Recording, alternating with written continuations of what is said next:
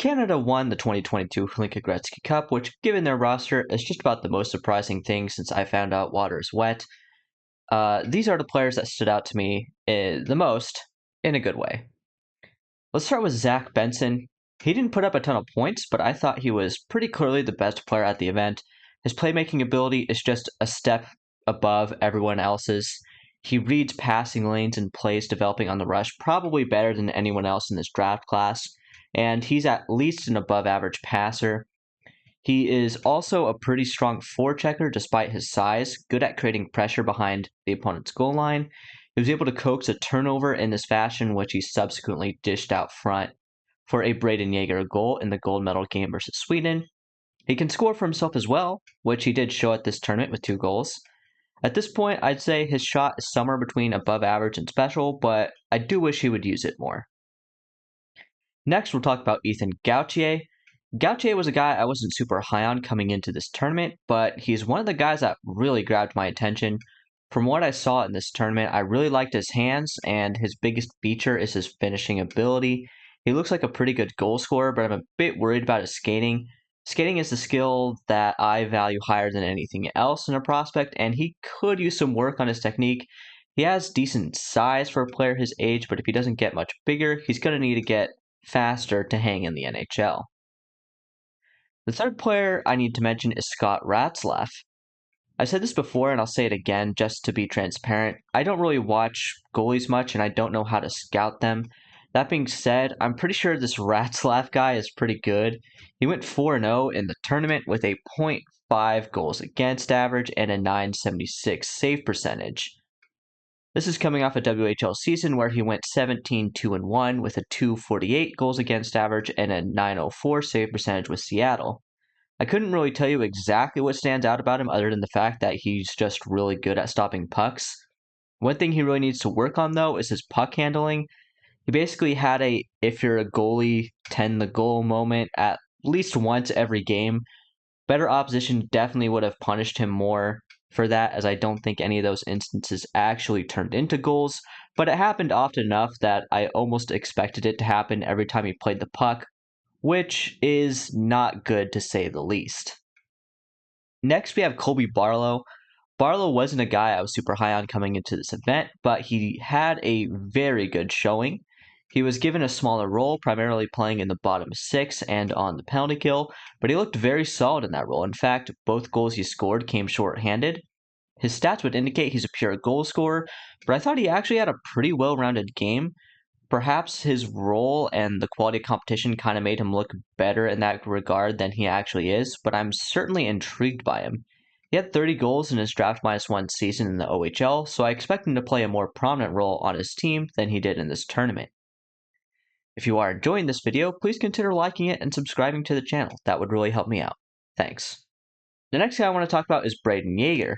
Jaeger was a guy that I was pretty hyped up for going into this tournament, having seen him play a lot last season, and he did not disappoint me. Only one player had more points than Jaeger's 9, and that was teammate Callum Ritchie. Between the two of them, I actually like Jaeger more. He's a bit more of a finesse finisher with pretty solid playmaking ability as well, while Ritchie is more of a power forward. Both players impressed me a lot, and both are likely to be early first rounders, but at this point, I do like Jaeger a little bit more. The next I have Michael Hrabal, another goalie, so again, I don't know exactly what to say about him.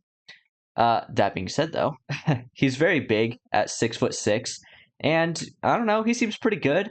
He went 1-2 at the tournament in 4 games, putting up a .273 goals against average and a .917 save percentage. These numbers are obviously far less gaudy than Ratzlaff's, but he was playing behind a much worse team and still looks quite solid. He also didn't have Ratzlaff's puck handling issues, so that's a bonus. And they did mention on one of the broadcasts that he's expected to be the first goalie off the board, so he seems to be a guy that is very highly thought of. Next, I have another Czech in Edward Chalet. This was my first chance to see a lot of these guys, and that is also true for Chalet. They say you only get one chance to make a first impression, and Chalet did well to make a damn good one. He was easily the best player on Team Czechia, leading the team in scoring with 6 points, 4 of which were goals. No one else on the team had more than 4 points. He put up gaudy numbers in the Czech U20 league last year, but based on this performance, I wouldn't be surprised to see him spend most of this season in the Czech Pro League. He's physically mature enough for it and has the skill to be useful. I would like to see him become a more well-rounded scorer, as at this point I see him more as a pure goal scorer, but I think there is room to develop those skills for him. Next, I have Otto Stenberg. Stenberg was basically the one bright spot on Team Sweden for me. The team as a whole played pretty well, only losing to Canada in the gold medal game, but none of their players really stood out to me individually, except for Stenberg. Lindstein I thought was okay, but I was hoping he would be a more dominant force. Like Jaeger, Stenberg also had 9 points, 5 goals, and 4 assists.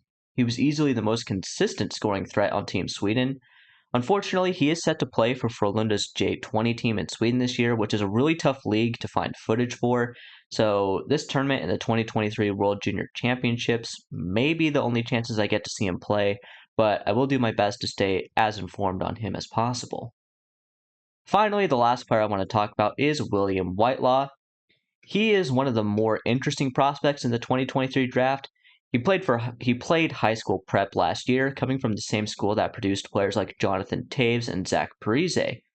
That being said, high school prep is not a level of hockey I'm very familiar with, but I know the competition is generally a lot weaker than you might find in a league like the CHL or the USHL. For this reason, I was really interested in seeing what he could do, and he kind of surprised me. Just based on the limited time I saw him in this tournament, he seems like a player with a lot of skill, great hands, good vision, and finishing ability, but his skating worries me. In my very limited experience, it seems like this is kind of a common issue with high school prep players. They get by with poor skating because the speed of the game is a lot slower than higher leagues.